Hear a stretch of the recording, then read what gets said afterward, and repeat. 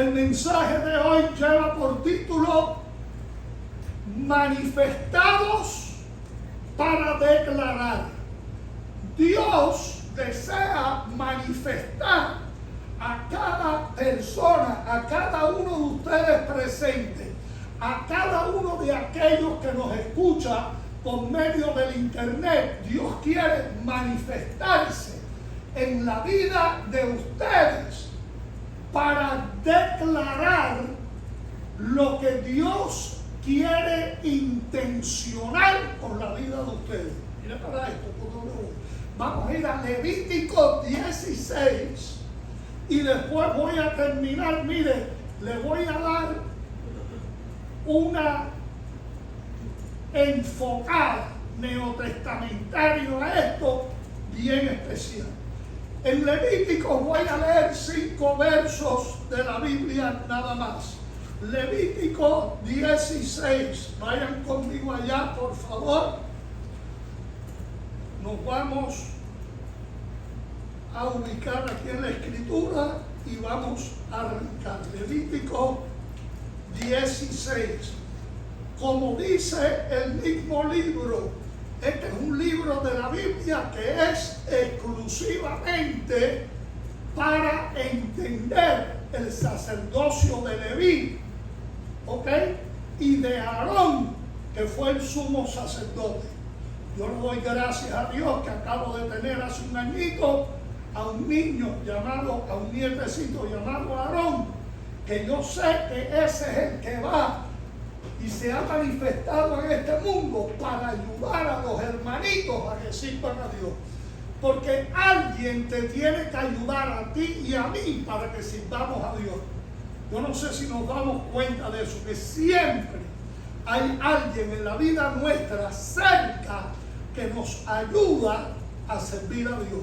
Antonio ha sido 2 veces privilegiado porque se encontró no solo una novia, sino un tío y una tía, ¿entiendes? Que lo ayudan para que él se manifieste en este mundo con el propósito de declarar a Jesús. Mira cómo Dios obra, ¿ok? Vamos a la Escritura. Levítico 16, y de paso le toca a nuestro hermano Benjamín partir. Benjamín, que te vaya bien, que Dios use tu vida y que puedas tener, ¿entiendes?, un lindo tiempo con Dios y con tu familia en este momento de dolor y necesidad. Miren lo que dice la palabra de Dios. Leo los versos del 1 al 5 nada más.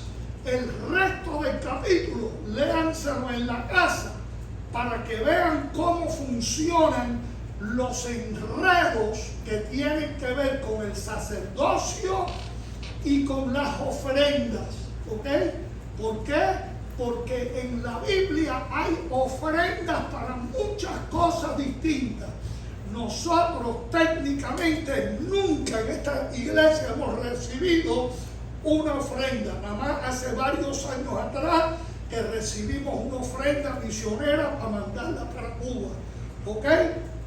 Nada más hemos hablado de los diezmos, pero no es lo único de lo cual nos habla la Biblia. Dice la Biblia, hablando del día de la expiación. Mire, cuando se habla de la expiación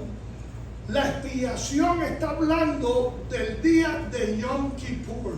Es el día en el cual la comunidad hebrea se identificaba, ¿ok?, reconociendo la culpabilidad, y una vez anualmente se hace contaduría de lo mucho por lo cual tenemos que pedirle perdón a Dios durante el año, ¿ok? Y vamos a ver cómo nos habla la Escritura. Dice, verso 1: habló Jehová a Moisés después de la muerte de los 2 hijos de Aarón. Mira, uno de pronto dice, wow, esto está fuerte aquí, vamos a ver. Cuando se acercaron delante de Jehová y murieron. Y Jehová dijo a Moisés: di a Aarón tu hermano.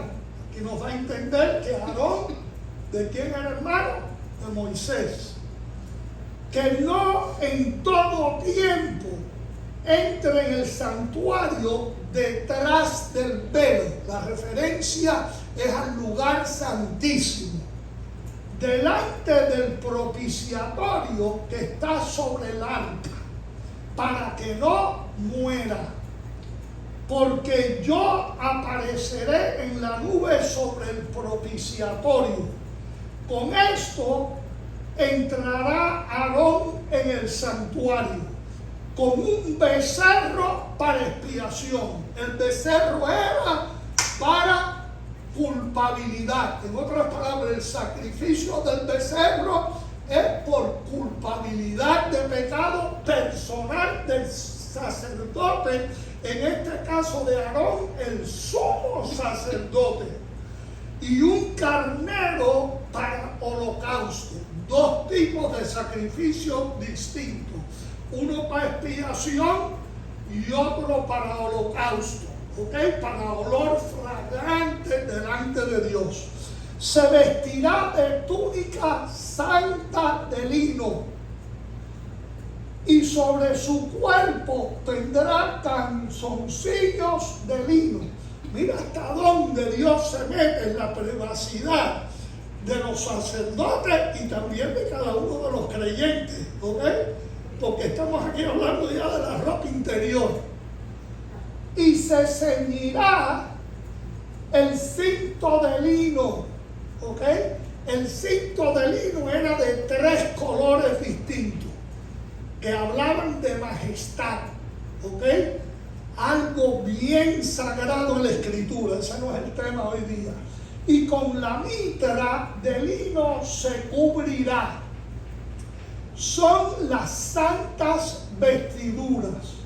Con ellas se ha de vestir después de lavar su cuerpo con agua.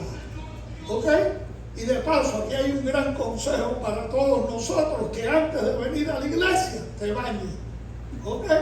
Fíjate hasta cómo Dios gobierna todas las cosas sagradas. Aquí estamos hablando de Aarón, el sumo sacerdote levítico, ¿ok?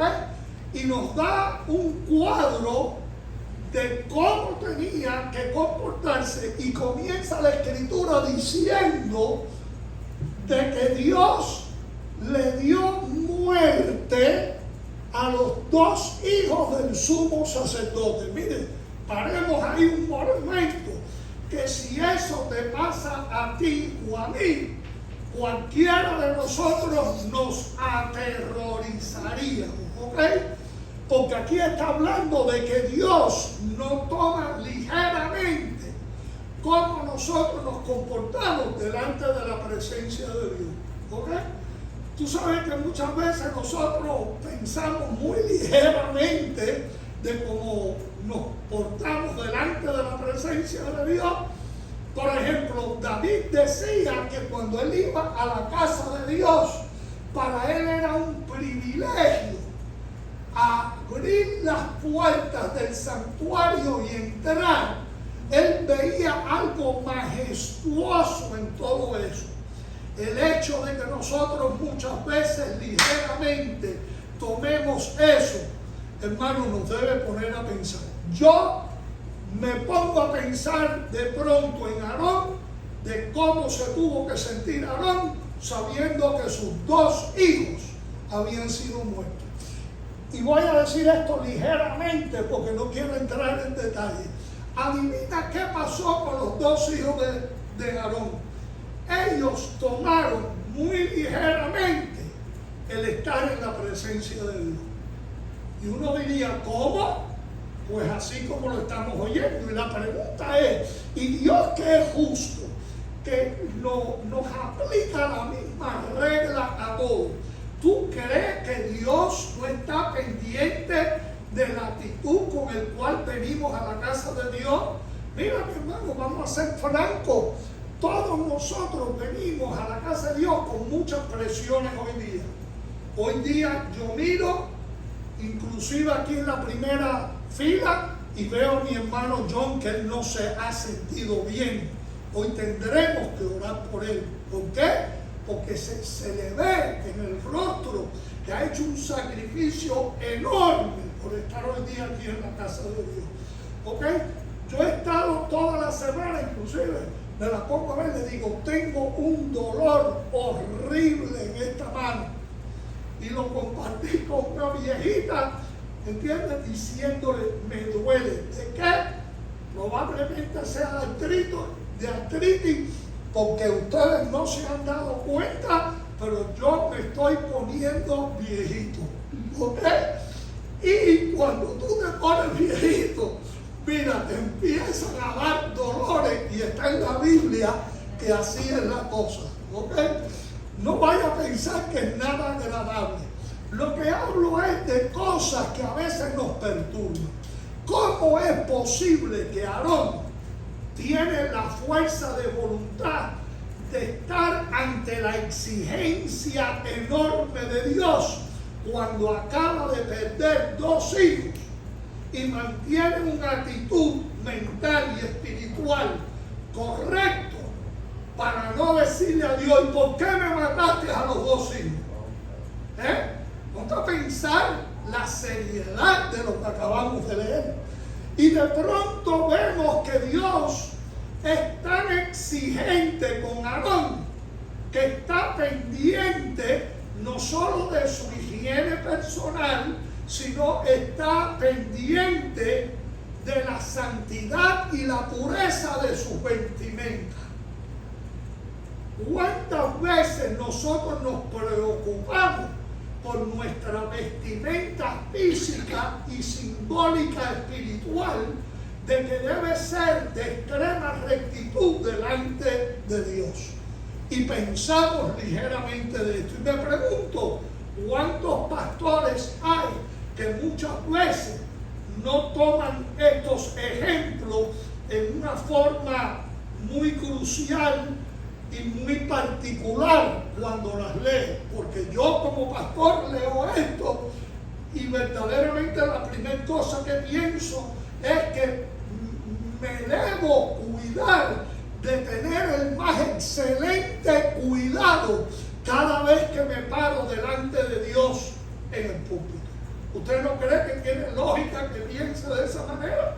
Porque si mata a los 2 hijos de Aarón, ¿ok?, los 2 hijos del sumo sacerdote del orden levítico, que tenían unas responsabilidades enormes hasta de ocupar el día de mañana el lugar del Padre. ¿Ok? Y vemos estas exigencias tremendas. Tú me dices si estoy bien o estoy mal en razonar de esa forma.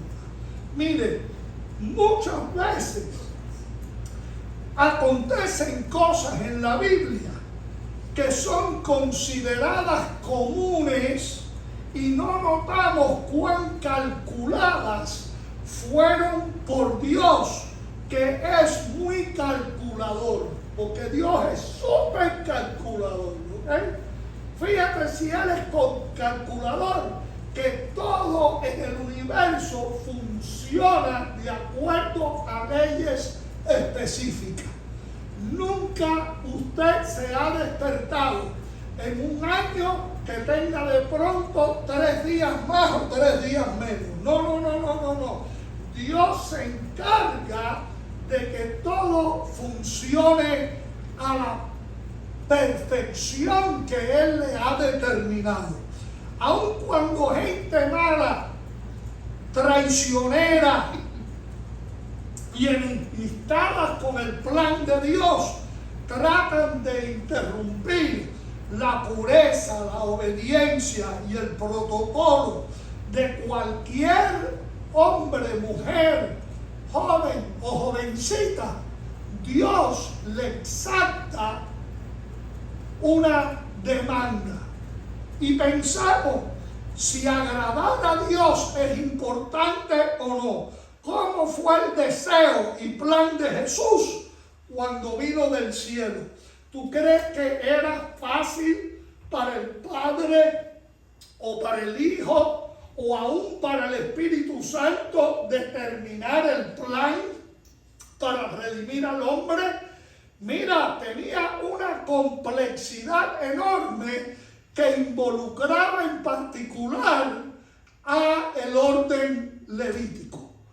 Era muy importante que Aarón, su familia y todos los sacerdotes estuvieran cumpliendo a pie de la letra la palabra de Dios.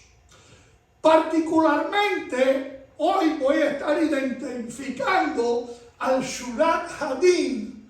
Nosotros lo conocemos en la iglesia como el Sanedrín, que eran los descendientes del orden levítico en los tiempos de Jesús. Había 72 de estos sacerdotes. Y estos sacerdotes lo único que hacían el día entero era dialogar de cómo correctamente debía de llevarse a cabo el culto, el servicio a Dios y todas las cosas que involucraban la adoración al Eterno. Pero hoy en particular quiero comenzar con lo que dijo Dios en Levítico 16. ¿Por qué?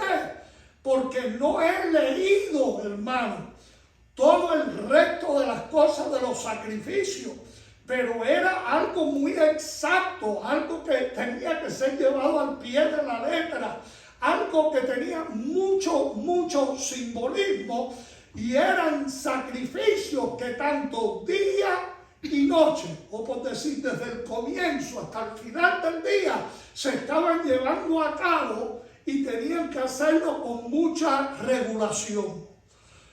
Lo importante de todo esto es que lo quiero enfatizar como la importancia de estar unidos con Dios y en la comunión con Dios, ¿ok? Que es el deseo de Dios para todo creyente hoy día, que estemos unidos a la persona de Jesús y que estemos unidos a entender la comunión que tenemos que tener con Dios, que Dios está cada día pendiente de que nosotros nos acerquemos delante de Él y lo tengamos a Él como prioridad, ¿ok? Fíjate que esto es importante, prioridad. Por eso que la Escritura también dice, buscar primero el reino de Dios y su justicia, y todo lo demás os será añadido. Nosotros todos tenemos responsabilidades en esta vida, ¿sí o no? Y tenemos que llevarla a cabo, pero Dios dice, ponme a mí primero, atiende lo mío primero y después haz lo tuyo. Y de paso, yo te voy a ayudar con lo tuyo. Fíjate que no es en balde Dios cuando hace un reclamo, cuando hay una exigencia, hay un compromiso de parte de Dios, porque tú sabes cuál es la relación de ustedes con Dios. Es un pacto. Un pacto es un cometimiento. Dios promete, voy a hacer todo esto por ti. Y porque yo voy a hacer todo eso por ti, tú vas a hacer todo esto idénticamente por mí. Quiere decir que Dios no te pide que tú hagas nada que Él no está dispuesto a hacer por ti. Fíjate esto. Y la pregunta es, ¿por qué no hacer un acuerdo con el Dios infalible que no falla cuando nosotros hacemos planes y muchas veces nuestros planes fallan? Eso nos debe poner a pensar. Ahora, la cuestión es esta. ¿Tú sabes de qué habla Levítico? En el capítulo 16, te lo voy a sumarizar. Hay 6 cosas que vemos en las ceremonias que hay en este capítulo. Número 1, que hay que lavarse y que bañarse. ¿Ok? La gente cree que eso es una cosa cualquiera. Y la gente dice, ¿qué es lo que usted me está diciendo a mí? No, es lo que nos está diciendo la palabra a todos, que hay que bañarse. Y uno dice, wow, y eso es importante, es muy importante para Dios. Fíjate que se le exige a Aarón Y en aquellos tiempos no era tan fácil bañarte como es hoy día. ¿Ok? ¿Por qué? Porque había un torrente, no en aquellos tiempos, más adelante en Jerusalén, que cruzaba propiamente por abajo de la tierra de Jerusalén, que era el torrente de Gihón. En el torrente de Gihón, todas las personas que iban a ir al templo, primero tenían que ir a bañarse. Quiere decir que en la puerta de la iglesia lo que había era una ducha. ¿Ok? Y uno dice, y eso era importante, no te permitían los sacerdotes entrar si no pasabas primero por la ducha. Fíjate cómo es la cosa. Y tú me decías, y la gente practicaba mucho la higiene en aquellos tiempos. No. ¿Por qué? Porque no había las comodidades del día de hoy. Es probable que algunos no se hayan bañado en la semana entera, pero si ese día querían ir a adorar a Dios, había que bañarse. Y uno dice, pero pastor, eso se da por entendido. No necesariamente, porque si no es un requisito de Dios, entonces es opcional. Y Dios tiene cosas que Él requiere de todas las personas. Quien no podía fallar eran ellos. Ahora, no por eso fue que mató a los dos hijos de Aarón, porque pensaron que ligeramente podían hacer la obra de Dios. Sin importancia, como si fuera algo cualquiera. No cojo esto y lo toco. Y parece que fueron y tocaron en el lugar santísimo el arca de Dios. ¿Ok? Y mira, Dios lo fumigó. Ahora, mire las 6 ceremonias que hay ahí en Levítico 6. Número 1, como dije, lavarse o bañarse. Número 2, la vestimenta de lino blanco. Tenían que estar vestidos el sumo sacerdote de lino blanco. Y nos da a entender, como ya dije anteriormente, que hasta los calzoncillos, si fuera una mujer, la ropa interior, ¿entienden?, jugaba parte de este requisito también. Después, las ofrendas de pecado. Una para perdón de pecados, estoy hablando del sumo sacerdote, y la segunda para holocausto. En otras palabras, era un sacrificio para crear el ambiente de que la gente adorase a Dios. Cuán importante es crear nosotros un ambiente para que adoremos a Dios. ¿Por qué? Porque lo que necesitamos es que el Espíritu de Dios nos conmueva un poco en nuestra adoración. Por eso recalqué el caso que vi en el rostro de nuestro hermano Antonio cuando estaba adorando a Dios. Digo, qué lindo. ¿Por qué? Porque a veces no es fácil, hermanos, ni siquiera es llegar delante de la presencia de Dios. Y pregunto, ¿no nos habla a todos nosotros la ligereza con la cual a veces tomamos eso? ¿Ok? Una señora una vez dejó de venir a la iglesia porque le dije, hermana, no llegues tarde a la iglesia. Y se puso tan brava conmigo que más nunca volvió a la iglesia. Y usted dice, ¿pero por qué lo hizo? Porque era un reclamo legítimo delante de Dios. Dios no quiere que nosotros le fallemos a Él en nada, que tomemos ligeramente nada de lo que hacemos para Él. ¿Por qué? Porque todo lo que usted hace para Dios tiene recompensa. ¿Ok? Nada que ustedes hagan para Dios, Dios lo deja caer al piso. Dios siempre tiene una recompensa para todo creyente que se esmera y se esfuerza para hacer cualquier cosa para Dios. Igual que a Antonio le toca, hoy día se le hizo más fácil que Alejandro estuviera aquí. Él sabe que él tiene que estar allá. Él no necesita que yo todos los domingos le diga, ve para allá, porque ¿dónde es que tú perteneces? Apunta para dónde es la cosa. Allá es donde tú tienes que estar. Amén. Bendito sea Dios. La próxima cosa, ok, mire, ¿tú sabes por qué la ofrenda del pecado es importante? Porque es el medio de admisión a Dios. Cuando tú vas al cine o algo que sea de importancia, una cena o algo, a Magdalena le invitaron a un cumpleaños y dice que no va a ir porque le pidieron $50 por la entrada, ¿ok? Pero cuando tú vas a un lugar para cualquier evento especial hay que pagar, ¿ok? Hay que pagar. Y la admisión delante de Dios era por la ofrenda del pecado. ¿Por qué? Mira esto, parece que Dios no es justo. La ofrenda del pecado era porque se sumaba durante la totalidad del año, todas las veces que la gente le había fallado a Dios. Y aquí está hablando de el pecado de Aarón, porque el sumo sacerdote no solo ofrecía sacrificio por los pecados de la gente, tenía que empezar por los pecados de él. Mira por dónde viene la cosa. Quiere decir que Aarón tenía que llegar con 2 sacrificios.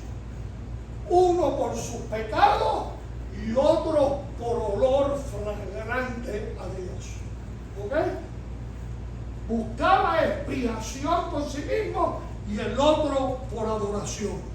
Después de todo ese ritual de pureza, él era el único que podía entrar dentro del velo, ir al lugar santísimo en el cual no había nadie excepto el arca de Dios, donde Dios prometió que su presencia iba a estar siempre allí y que solamente una vez al año Aarón, después de todo la ceremonia que tenía que hacer, podía entrar una vez al año para orar por sí mismo, por la totalidad del pueblo, y solamente una vez al año podía mencionar el nombre de Dios el Eterno. ¿Ok? Hoy día hay muchas cosas que están sucediendo con el nombre de Dios que yo seriamente las cuestiono. Y un día Dios permita que lo pueda tocar y presentarles a ustedes pruebas rabínicas de por qué eso no es como la gente ligeramente lo toma hoy día. Una vez al año nada más, el sumo sacerdote, más nadie podía pronunciar el nombre de Dios. Ningún creyente podía tomar ligeramente el nombre de Dios en su boca. Fíjate por dónde viene la cosa. ¿Ok? Porque solamente el sumo sacerdote podía entrar allí. Después, el rociamiento de la sangre por pecado. El sumo sacerdote tenía que mojar uno de sus deditos, el dedo con el cual la unta, empaparlo en sangre y rociar, ¿ok?, la sangre del sacrificio. Quiere decir un recordatorio que alguien siempre tiene que pagar el precio por la culpabilidad de otro. En este caso era un animal, ¿ok? Y era por 2 tipos de expiaciones, por lo personal, y también la otra era por lo nacional. Quiere decir que la responsabilidad de la gente no era solo ellos con Dios, sino la nación entera con Dios. Y por último, para todo había un chivo expiatorio. Alguien tiene que llevar la culpa. Y el chivo expiatorio tenía que cargar con la culpabilidad completa, hermanos, de haber pecado. Ahora, toda esa tipología tiene una aplicación muy clara. Todo en la Escritura es tipológico.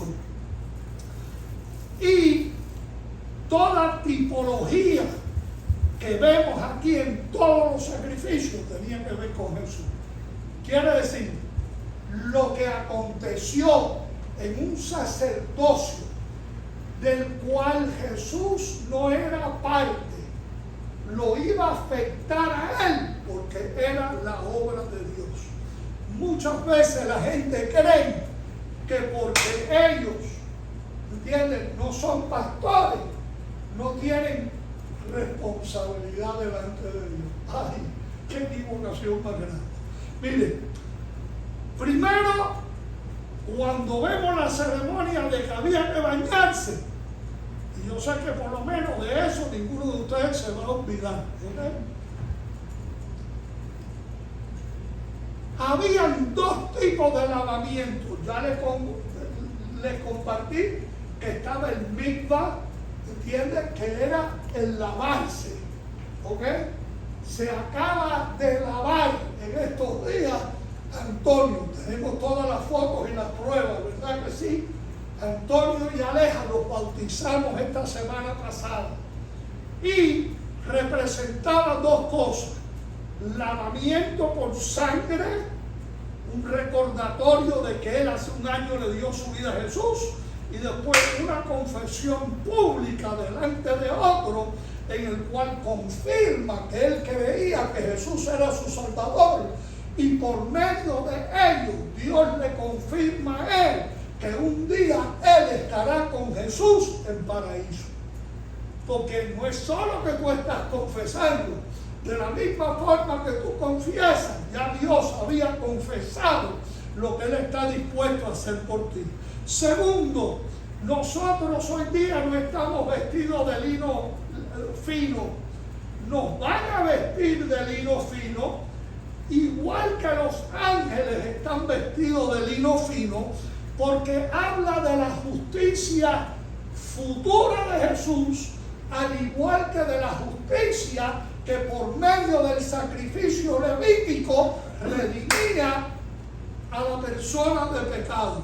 Tercero, porque Jesús es la ofrenda del pecado por medio de la cruz y el hecho de que Él fue crucificado.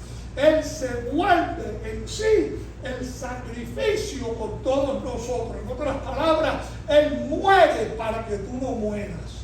Él da su vida para que tú no tengas que dar la tuya. Y ese es el paralelo que hay en todas las cosas. Y a la misma vez entiendes al apóstol Pablo que dijo: ya no vivo yo, sino Cristo vive en mí. En otras palabras, ya tú no haces con tu vida lo que a ti te da la gana.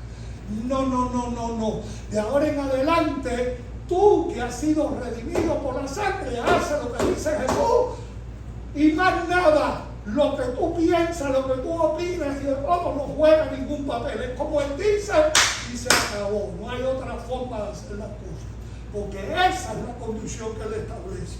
Y después, número 4, el ascenso de Jesús al cielo, que es el lugar santísimo. Él prometió que un día Él te iba a llevar a ti. Dice: si yo me voy, volveré otra vez. Él prometió llevarte al cielo. Quiere decir que el ascenso de Jesús al cielo como lugar santísimo es una promesa de Dios infalible. Dios lo va a cumplir. También la sangre de Jesús ofrecida y llevada por expiación ante el Padre. ¿Para qué va Jesús? Para poder decirle, enseñarle las marcas de sus manos y digo: aquí está la sangre del Cordero. Yo pagué el precio por ello. Me tocó a mí morir por mis hermanos. Me tocó a mí morir por los que eran culpables. El que nunca pecó, muriendo por los que pecan, y les importa poco muchas veces pecar. Fíjate cómo lo digo, porque da tristeza que nosotros seamos irresponsables con Dios. Y Jesús es reconocido como el que lleva la culpabilidad de pecados mundiales también. Ya no está hablando de los escogidos, ya no está hablando de los redimidos, sino que por la misericordia de Dios, los que no tenían ningún derecho a ir al cielo, les dio entrada. ¿entiendes? Con los escogidos para ir al cielo. Aquí hay un juego muy importante. ¿Por qué? Porque la gente muchas veces en este mundo quieren hacer las cosas como ellos creen que es la cosa. No. ¿Ok? ¿Por qué tú crees que el apóstol Pablo habla de los gajos naturales del olivo y los gajos injertados? Porque los gajos injertados no pertenecían originalmente al olivo. Los gajos silvestres tenían que ser injertados porque ellos no tenían vida propia, sino que reciben del tronco de Isaí, de Jesús, por medio de David, la vida para de pronto, al ser injertado, pertenecer al olivo. Pero originalmente no pertenecían al olivo. Hay personas que se creen que es una cosa cualquiera, que esto es, ve para adelante y no te preocupes, que entiendes, que entre por las puertas va para el cielo. No, mi querido, esto es bien calculado. Quiere decir que cuando Él lleva la culpabilidad, por los pecados mundiales, entonces se está tornando eternamente como el blanqueador de pecado, no solo de los escogidos, no solo de los que ya están en el programa de Dios, sino de los que tampoco están en el programa de Dios. Para que si por fe deciden aceptar el cambiar de familia, puedan ser injertados en el olivo por medio de Jesús, que es el pámpano verdadero. Dice, yo soy el pámpano. Fíjate que no dijo ni siquiera que él era el tronco. No, yo soy el pámpano. Donde está la vida en el árbol. Yo soy la rama por la cual me extiendo al resto de los contornos del árbol, para que el que venga a mí pueda tener vida eterna. Entonces yo pregunto si todo esto es simbolismo, tipología, si todo lo que leemos en la ley levítica no tiene que ver, si ya ustedes me han escuchado decir que Jesús no pertenece a este orden, ¿qué tiene que ver esto? Aquí donde la cosa se pone buena, ¿Quiénes son encargados de escoger y sacrificar la ofrenda de los pecados? Y las respuestas se las voy a dar, porque hago la pregunta y les voy a dar la respuesta. Los sacerdotes descendientes de Aarón. En otras palabras, es Aarón y sus descendientes que cuando la gente llegaba a un sacrificio, de pronto le decía, Señor, ven acá, ¿quién trajo este chivo? No, yo. Señor, y usted no sabía que el chivo tenía que estar sanita la piel. Usted ha traído un chivo que está enfermo. Llévatelo para la casa, que entonces Dios no lo va a aceptar. ¿Cómo? Pero si ese es el chivo que yo tenía, pues no es aceptable. Tiene que buscar a ver cómo usted se busca un chivo que no tenga llagas en la piel, que esté limpio, que esté puro. Imagínate la persona agarrar el chivo de nuevo que vino caminando hace 5 kilómetros con él y se lo tiene que llevar para la casa porque le dijeron los sacerdotes que no era aceptable. Y el trabajo de los sacerdotes era inspeccionarlo. De la misma forma, que un sacerdote no podía ser sacerdote si corporalmente había algún defecto con sus órganos reproductivos. Si había un defecto, no podía ser sacerdote. ¿Por qué? Porque la Biblia se trata de procreación. Quiere decir, no calificaría.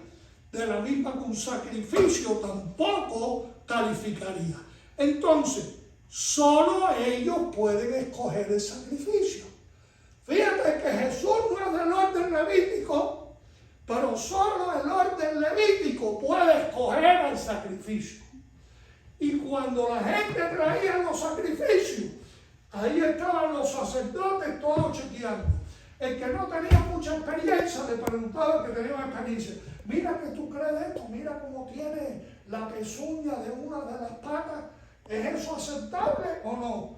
Porque él pensaría que no tiene nada que ver, si al fin y al cabo es la pezuña en una de las patas. Y el otro sacerdote de más experiencia decir, dile que no es aceptable, que se lo lleve. Esto no se lo podemos sacrificar a Dios. Oye, ¿cuán serio era esto del sacerdocio levítico? Y la pregunta es, ¿por qué? ¿Por qué esto es así? Porque así es como funcionaba su trabajo ante Dios. También pregunto, ¿quiénes se opusieron a Jesús cuando llegó a Jerusalén? Adivina quiénes son los primeros que se opusieron. Los propios sacerdotes. Ya tenían algo que decir y que ver, porque esa es la función de ellos. Cuando vieron así, la primera pregunta es, no lo aceptamos. Fíjate cómo es. Y hay que preguntar, ¿y por qué? ¿Qué defecto tenía Jesús? ¿No fueron los sacerdotes mismos que le hicieron la vida difícil a Jesús? ¿No eran los levitas que se opusieron a Jesús en todo momento? Sin la menor duda. Mira lo que dice la Biblia en Mateo. He aquí, subimos a Jerusalén. Y el Hijo del Hombre, Jesús mismo hablando, en Mateo 20, será entregado a los principales sacerdotes, a los levitas y a los escribas, y le condenarán a muerte.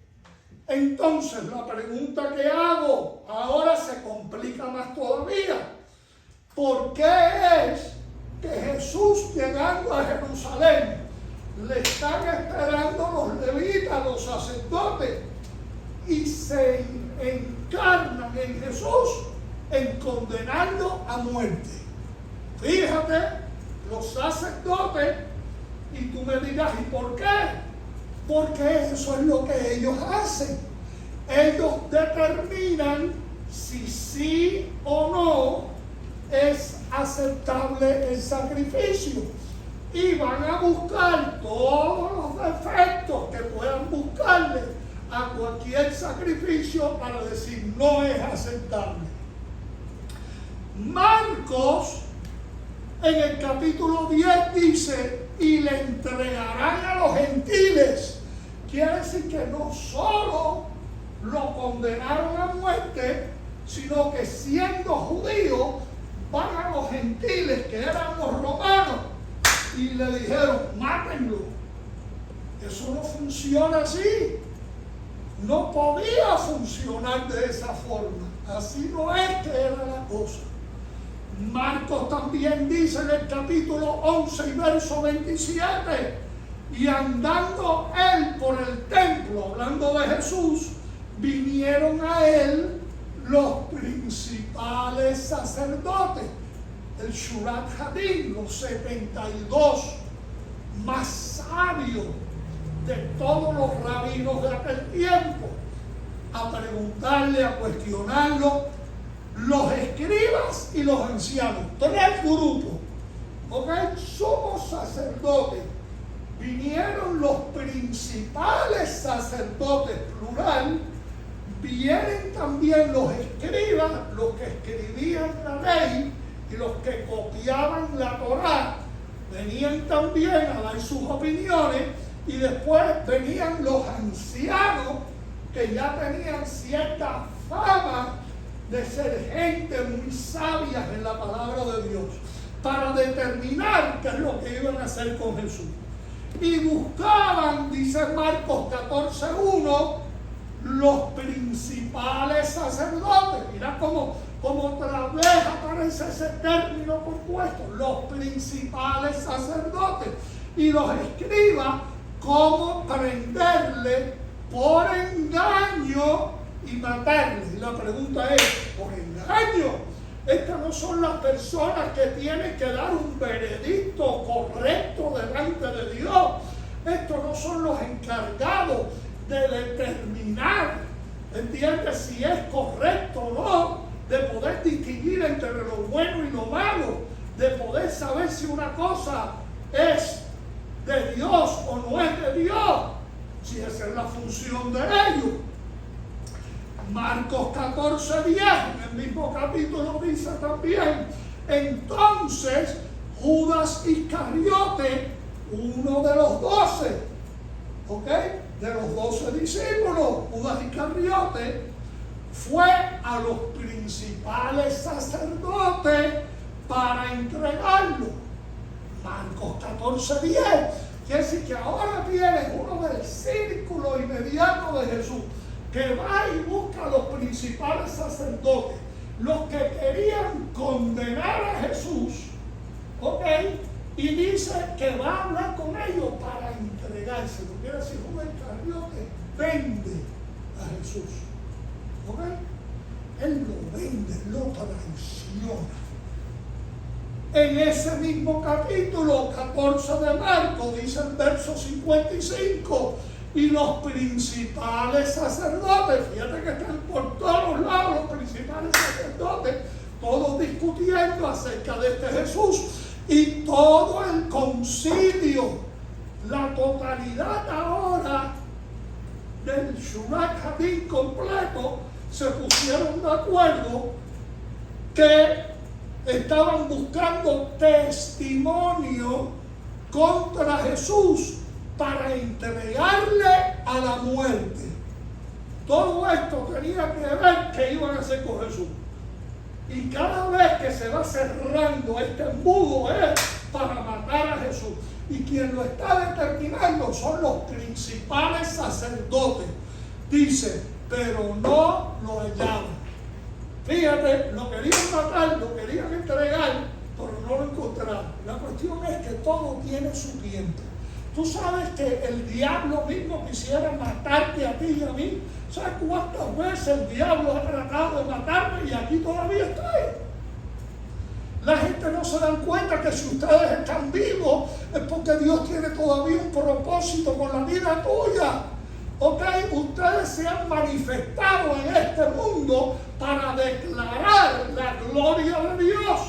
Declarar cuán glorioso es este Jesucristo del cual estamos hablando. Y pregunto otra vez, ¿y por qué entonces tanta insistencia, tanta matraquilla con este Jesucristo? ¿Por qué? Porque a ellos les tocaba examinar el sacrificio. Y esa es la matiz que le he dado de esto ahora. Ellos tenían que hallar un defecto en Jesús para mandarlo para atrás y decir, este no aplica, este no sirve. Pero no podían encontrar nada malo con el sacrificio. Por ley, ellos estaban aceptando, que estaban dando su aprobación, porque Jesús no podía morir en la cruz hasta que el orden levítico declarara que este Jesús era aceptable para ser sacrificado. Cuando ellos determinaron que Jesús había que matarlo, mientras ellos pensaban que estaban haciendo lo malo, estaban haciendo lo correcto. Lo que la ley levítica demandaba que hicieran los principales sacerdotes y lo condenaran a muerte, porque Jesús no podía morir en la cruz hasta que el orden levítico lo condenara a muerte, porque Él era el sacrificio que Dios había seleccionado para poder perdonar a la humanidad. Mira por dónde va la cosa, pero déjenme desarrollar esto un poquito más, ¿ok? Y no se daban cuenta.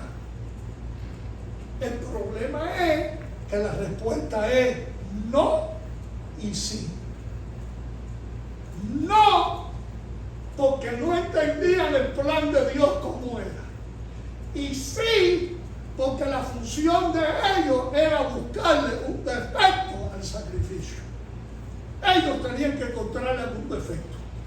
Y el problema es que que no llegaban a esa conclusión, acuérdate que ellos apelaron también a Poncio Pilato, ¿verdad que sí? Marcos 15:11 lo dice. ¿Sabes qué es lo que dice Marcos 15:11? Los principales sacerdotes, otra vez ellos, con todos los ancianos, los escribas y el concilio. Oye, 72 sacerdotes, los escribas, que eran más todavía, en el grupo, el concilio entero, de acuerdo, llevaron a Jesús atado, porque los sacrificios habían que atarlo. Cogen a Jesús, lo atan y se lo entregan a Pilato. Pero hay un problema con ese relato, que Pilato no quería meterse en ese enredo, porque dice, ese no es un problema romano, ese es un problema judío. Ustedes son los judíos, yo soy romano, yo me lavo las manos, ¿entiendes? Porque ellos lo que querían era culpar a Pilato, y tú no le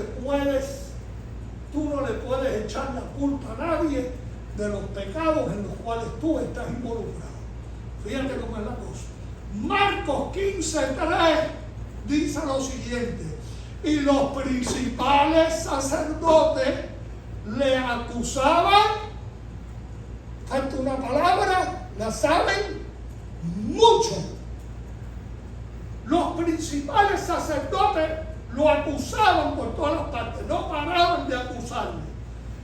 En el verso 31 del mismo capítulo de Marcos 15 dice, los principales sacerdotes escarneciendo se decían unos a otros. Fíjate que aquí nos dicen lo que ellos están pensando. A otro salvó, cuando él estaba allá en la cruz, a sí mismo no se puede salvar. Se estaban burlando, la palabra escarnecer quiere decir burlando. Él ya había aceptado de que ellos habían dicho que el sacrificio no tenía ningún defecto. Ellos ya lo habían condenado a muerte, daban su aprobación divina como sacerdotes levitas, que ellos aprobaban de la muerte de ese sacrificio. Fíjate por dónde viene la cosa. Y eso es lo único que le faltaba a Jesús para poderse entregar a sí mismo. Quiere decir, ya todo estaba planeado, ya todo estaba por cumplirse.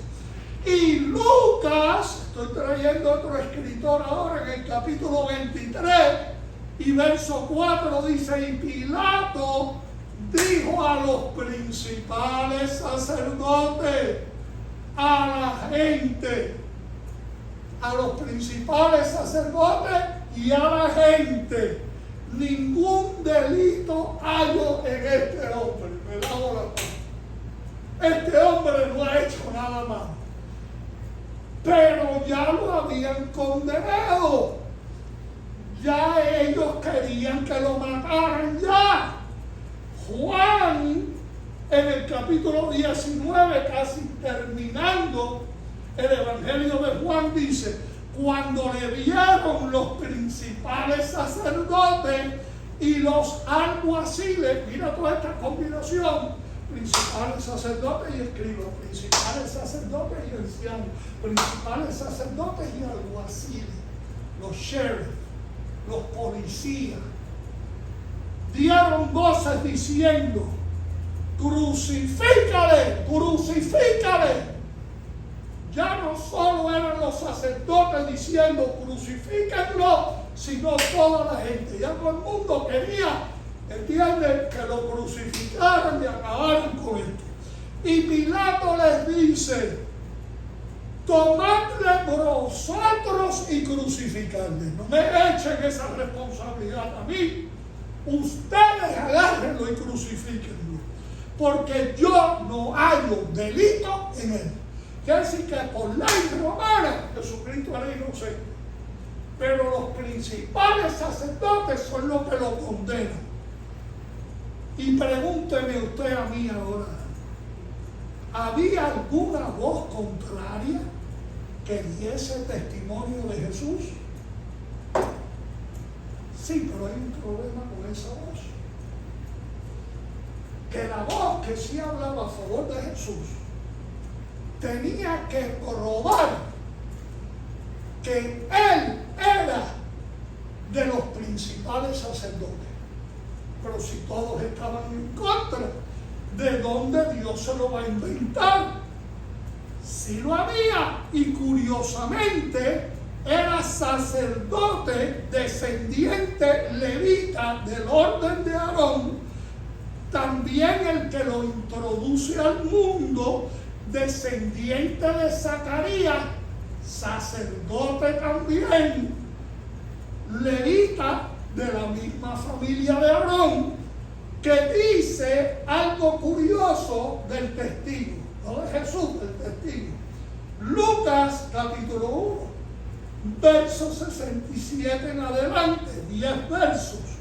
Padre de Juan el Bautista.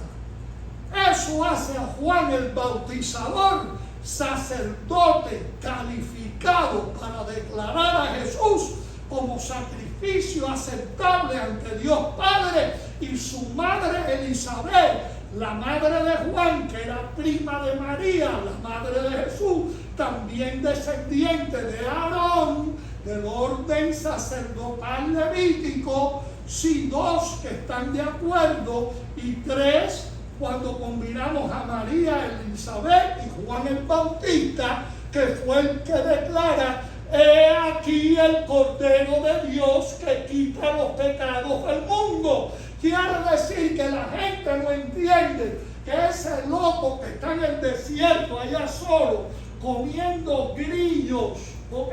Y miel, porque de eso vivía él, comiendo grillos y miel, ¿ok? Y de paso, los grillos son kosher, ¿ok?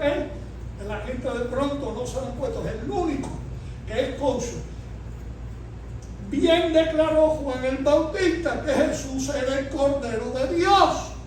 Aceptó de parte del Padre al Cordero perfecto como Salvador del mundo por medio de su derecho como hijo de sacerdote del orden arónico, que Jesús era sacrificio aceptable. Sin un Juan el Bautista que fuera del orden levítico, Jesús tampoco calificaría para salvar al mundo. Su padre Zacarías dijo de Juan, y Zacarías su padre, lleno del Espíritu Santo, profetizó diciendo: bendito el Señor Dios de Israel, que ha visitado y redimido a su pueblo y nos ha levantado un poderoso Salvador en la casa de David su siervo, como habló por boca de los santos profetas que fueron desde el principio. Y el niño crecía y se fortalecía en espíritu y estuvo en lugares desiertos. Está hablando de Juan el Bautista, su hijo, hasta el día de su manifestación a Israel. Les estoy predicando de manifestados ustedes para declararle al mundo que Jesús es el Cordero de Dios que quita los pecados de la humanidad. Manifestado para declarar que Jesús es el sacrificio perfecto aprobado por Dios, y con el cuño levítico de que podía ser aceptado como sacrificio. Estén en pie hoy día y bendigan a Dios, porque hoy día se ha manifestado entre ustedes todo lo que tuvo que mover el cielo por medio de la mano del Padre, para que Jesús fuese aceptado como el sacrificio perfecto de la humanidad.